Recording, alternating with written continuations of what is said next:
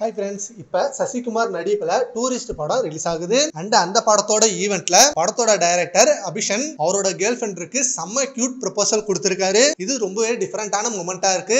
இன்னைக்கு காலையில இருந்து இந்த கியூட் வீடியோ சோஷியல் மீடியால செம்ம ட்ரெண்டிங்கா போயிட்டு இருக்கு. அண்ட் சசிகுமார் ஆல்சோ இந்த படத்தோட ஈவென்ட்ல பத்தி பேசும்பொழுது இந்த படம் ஒரு ரொம்பவே டிஃபரெண்டான ஜேர்னியா இருக்கும். எல்லாருக்கும் ரொம்பவே பிடிக்கும். அண்ட் என்னோட படங்கள் நிறைய படங்கள் எல்லாருக்கும் ரொம்பவே பிடிச்சதா அமைஞ்சது. அண்ட் நிறைய படத்துல வர கருத்துக்கள் எல்லாருக்கும் நிறைய நல்லது பண்ணிருக்கு. அதே போல அயோத்தி படம் மூலம் மிகப்பெரிய நல்லது நடந்திருக்கு.